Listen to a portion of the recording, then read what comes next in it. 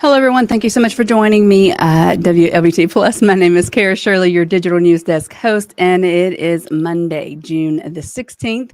Appreciate all of you who are tuning in. If you're watching on our website or through our mobile app, rather, thank you so much for tuning in. And if you're watching on any of our social streams, Facebook, YouTube, Twitch, anything like that, thank you so much for joining there. Don't forget, you can always leave your thoughts, comments, questions, suggestions, or anything like that in the comment section below on our social streams. So we do have a lot of news to get into today. First, we're going to take a look outside. There are some rumbles of thunder happening around the Metro Jackson area, and you can see we do have cloudy skies and rain moving in. So make sure you have your umbrella. Make sure you're safe out there on the roadways. And of course, we will give you a full look at the forecast later today with our first alert weather team. I will give you a very much so abbreviated look at the forecast in just a little bit as well. But that's what we're looking at outside right now. So, if you're tuning in on our social streams, let me know where you're watching from. If you're from right here in the Jackson area or in the communities around, or maybe farther away, never know where people join in from here at WLBT Plus. So let's go ahead and get into the news now. Where we're going to be going and looking in Taylorsville, where a man is now dead after he allegedly tried to carjack a person who stopped to help him on the side of the road. So, according to the police, this happened near the intersection of Mayfield Street and Central Street. You can see that right here, the crime scene map on your screen. A Good Samaritan stopped to help a stranded male driver. And police say that's when the man who appeared to need help tried to carjack the Good Samaritan vehicle. This then led to a struggle. During the altercation, the man was shot and he was later pronounced dead at the scene. No charges have been filed so far against the Good Samaritan. The case is still under investigation, and the names of those involved have not been released. And going to Yazoo City, where some very sad news out of Yazoo City, where the police there say that a 3-year-old child was injured in an accidental shooting that happened early Saturday morning. Yazoo City Police Chief Terry Gann says that they believe the child was playing with the gun when it went off, striking him in the head. The child was taken to UMMC for treatment, but his condition, or their condition rather, is unknown. It's not clear yet how the child got the gun. Chief Gann says that this case is still being investigated, and we will, of course, update you as we get more information in. Sheila Denise Scott, I see you saying good afternoon to you as well, Sheila. Thank you for watching. And a federal judge is going to be deciding this week whether the state can move forward with the execution of Richard Gerald Jordan. So he is now the state's longest serving death row inmate. He is scheduled to be executed by lethal injection June the 25th. However, attorneys for the 79-year-old filed a motion for a temporary injunction earlier this month. They asked the court to block the state from proceeding with the execution using the state's current 3-drug protocol. So they're asking them to block the execution of the current 3-drug protocol. He pointed to an opinion from the U.S. Chief Justice John Roberts, who wrote that an improper dose of one of the drugs would not render the prisoner unconscious. The point of this has never been to present some kind of alternative that would be impossible to do. We're asking them to do what over 100 different people have been executed using since the time we filed this lawsuit. Of course, we will keep you updated on this. You stay with us on air and online for the decision that the judge will render this week. As soon as we find out the information, we will pass it along to you. And now we turn to the city of Jackson, where some new improvements are coming to Parham Bridges Park. So, in less than a year, the LaFleur. Let me get that volume turned down for you guys. See where the ditch is. I apologize for Remember that. yeah. There we go. So sorry about that. All right. So, in less than a year, the LaFleur East Foundation has spent at least $200,000 on improvements. Chair of the LaFleur East Board, Clay Hayes, says that a new pickleball courts, more tennis courts, fences, and gates are included in those improvements.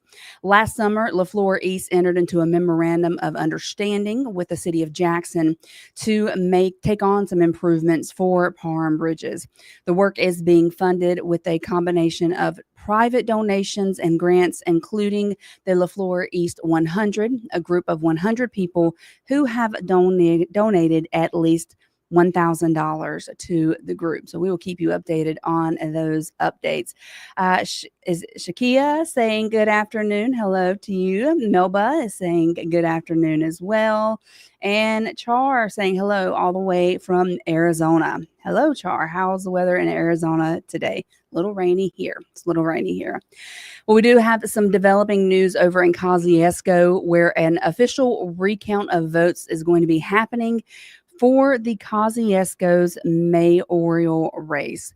The Breezy News reports the recount will be taking place Tuesday morning. Current Mayor Tim Kyle was the winner after the final absentee ballot and affidavit ballots were certified earlier this week. Challenger Marvin Miles Jr. is trailing Kyle by 26 votes. In the initial reporting of the vote totals, Miles Jr. was in the lead until the city of Kosciuszko announced the certified absentee ballots had not been added into that first total. So they will be doing a recount of those votes. And soon as we know, the votes should be recounted tomorrow, as soon as we have the results, we will give them to you. And in Rolling Fork, starting today, the U.S. Postal Service is going to be temporarily suspending operations at the Rolling Fork post office. So the post office located on Walnut Street will be closed for some needed repairs. The office will resume normal operations as soon as repairs are completed. All operations include the post office box service have been moved to Cary Post Office. P.O. Box customers are asked to provide proper identification when picking up the mail and packages at this location. And you may conduct retail transactions, including getting stamps and mailing packages at this location. They say that this temporary suspension will not impact mail delivery. So hopefully that will be the case. Brenda tuning in from McGee. Hey, Miss Brenda, thank you for watching. Let's see. Sheila saying here, the light on West and High Street is pointed in the wrong direction and has been for a long time. I really wish they would turn it in the right direction. It is dangerously misleading. Thank you for that tip, Sheila. I will make sure to pass that information along to our newsroom, and maybe we can check into that for you. So, more than a decade ago, a United States Navy ship was named after civil rights leader Medgar Evers. But now Pentagon leaders are considering renaming the ship. So the ship was named after Evers in 2011. And he was also a World War II veteran. He spent his life fighting for equality. So he was shot and killed in his driveway outside of his home here in Jackson more than 60 years ago. And despite his courageous efforts, the Secretary of Defense says he wants to remove Evers' name from the ship because he deems it as, quote, wokeness from the military. So it's a decision that does not sit well with the Evers family. But my uncle died for us to be where we are today. And for them to just take his name, they already took it out of Washington. Now you want to take his name off a boat? What does that accomplish for you? How can you sleep at night? Because this man saved a lot of their people also. I'm just saying. It wasn't just about blacks. It was about blacks, whites, and everybody. So the Secretary of Defense wants to rename 8 ships in total. At this time, there's no word on when a final decision will be made. Nicole Williams is tuning in from Los Angeles. Hello. Miss Linda Massey watching from Atala County. And Shar is saying it is hot over in Arizona. I believe you. I very much believe you. So over the weekend here in the capital city, more than 1,000 protesters rallied at the Capitol here. Saturday's No Kings protest was one of many around the United States. Mississippians stood outside and walked around the Capitol to protest President Trump's ICE raids and mass deportations. These nationwide protests fell on Trump's birthday and the day of the military parade, as well as the Army's birthday. One protester says the America that she grew up in is different from today's America. In high school, I remember thinking it was so cool. They told us that America was a melting pot. That we weren't strapped in with all these preconceived traditions and notions, that our shores were open to everyone and they all brought their best, and that's what made us so great. And I was proud of that. Nearly 2,000 No Kings Day protests were held in communities across the U.S. There's no word now or no count on the total number of people that attended all of these protests around the area. Nicole Williams saying hello. Joey is watching from Jackson. Hello, Joey. Thank you all for tuning in. An SEC Football Media Day has been announced, and it gets its start on July the 14th. I know my husband is ready for football season to come back around. So Ole Miss head football coach Lane Kiffin will be the second coach of the day available on the 14th. And Mississippi State's Jeff Levy will speak on the 16th. Jackson State's Media Day is going to be taking place on the 16th in Birmingham, Alabama. And TC Taylor is entering his 3rd season as JSU's head football coach. So, like I said, I know my husband is waiting for football season very impatiently. And now if we look to New Orleans, where the Saints added some running back depth by signing former Clinton High School football star Cam Akers. So Cam is joining the organization after a mini camp tryout that happened last week. The former Mississippi Gatorade Player of the Year signed a 1-year contract with the Black and Gold. And before his signing, Akers had this to say about the possibility of playing for the Saints.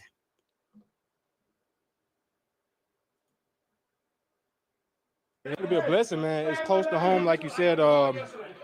It's a lot of tradition here, you know what I mean? And I feel that tradition even in my state, you know what I mean? So to be a part of it, to witness it, to feel it firsthand, it's a blessing, man. And my family can come catch all the games, and hopefully it'll work out. I know he has got to be very excited. So last season, Akers started the year with the Houston Texans before being traded to the Minnesota Vikings for a second time. But now he is with Who Dat Nation, the New Orleans Saints. You can watch their games on the Wlbt family of channels. Miss Sandra is tuning in saying hello, watching from Clinton from home on vacation. You enjoy your vacation, and I'm doing great today. Thank you for asking. Sheila, I love Tupac. I listened to Tupac all the time when I was a teenager. So today being his birthday, yes, may he rest in peace. I just thought, I was like, Tupac. I didn't know today was his birthday, but I did, honestly. I know it probably sounds like I'm just saying that, but no, I really did listen to him all the time as a teenager. All right, before we look at our forecast, let's hear from our sponsors at Jackson Water. Hey, Jackson, curious about our water system? Join the Jackson Water Academy to get the inside scoop on our water and sewer operations. 3 sessions, 3 months, and a whole lot of hands-on know-how. You'll even get a behind-the-scenes tour of the O.B. Curtis Water Treatment Plant. So if you're ready to dive in, head to jacksonwater.com/wateracademy or give us a ring at 601-500-5200 to apply. But hurry, spots are going fast. And again, thank you to Jackson Water for sponsoring WLBT Plus. Let's look at our forecast right now, or look at our current temperatures outside, see what are looking like in the mid 80s across the area, upper 80s in some places. It says Vicksburg's in 76, and that may be because there is rain moving into the Vicksburg area. As a matter of fact, let's look at our current radar, and yep. So there is rain over in that area, as you can see. Some spots of heavy storms, but it's really scattered out there. We don't believe there's going to be there's no chances of it being a widespread event. If we look at our next 12 hours, you can see we do drop off to a 20% chance in the overnight hours, dropping down into the mid 70s. And the next 7 days does have a chance of rain tomorrow, 50%, but that does taper off with warmer temperatures and less chances for rain as we go through the remainder of the week. Again, our first alert weather team will be here at 2:30, and they will give you the full details on the forecast. So you want to make sure you are tuning in with them. Shar saying it's only 110 in Arizona. Only 110. What's 110? Well, it's no big deal, right? So there was a new Miss Mississippi crowned this weekend from a Ukrainian orphanage to the Miss Mississippi crown. Analia Jolly says that her life has been a miracle. So here, Can't wait to go to Miss America and make some magic. So Jolly held her first official news conference Sunday morning after signing her Miss Mississippi contract. And it is now full speed ahead, preparing for the Miss America competition and making appearances around the state.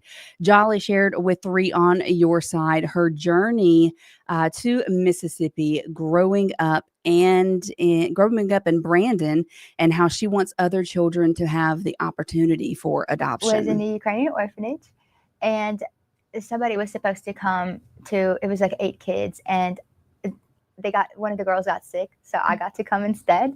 And it was such a miracle that I got to be here, and I actually wasn't even available for international adoption quite yet.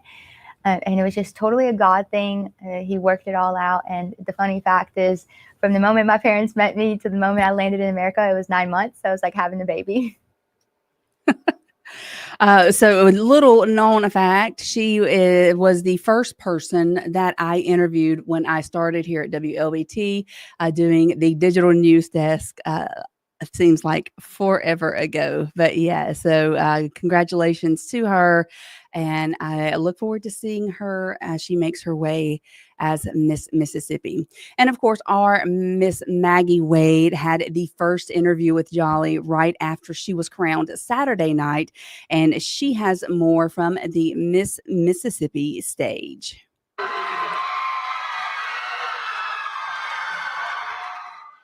Analia Jolly is from Brandon. She came to Mississippi after she was adopted. She spent 12 years in a Ukrainian orphanage. You know, I've been through some surgeries, and it's not pretty. It's not pretty at all, but God had a plan for me, and now I'm standing on the other side of the world on the stage of Miss Mississippi, going for Miss America. Jolly was 4th alternate in 2024, her first year to compete at Miss Mississippi. This year, she won a preliminary talent Friday night. She also won a talent preliminary last year. Saturday night, she made the top 11, then the top 5, before hearing her name as the next Miss Mississippi. It's incredible. I mean, coming back as a top 5 last year, being my first year, I definitely did not expect to win Miss Mississippi my second try. And being the first foreign-born Miss Mississippi just means so much to me. I can't wait to go to Miss America and make some magic. Jolly says she got a late start with ballet, but it was her way of communicating because she did not speak English. I'm not perfect. I messed up a few times. I hope y'all didn't see that. But you got to keep going, right? You can't stop. So I'm really excited to show what I'm all about. In addition to preparing for Miss America, Jolly wants to share her life story to help others. using my platform, which is called Limitless, is really means a lot to me because it's something that I went through a lot of trauma and a lot of abuse. So if I can help anyone to overcome anything that they are dealing with by releasing books, by making national partnerships with both CASA and Mississippi CASA, it's just the least I could do to use my trauma story to impact other lives. Jolly will head to Miss America in September. In Vicksburg, Maggie Wade, 3 on your side.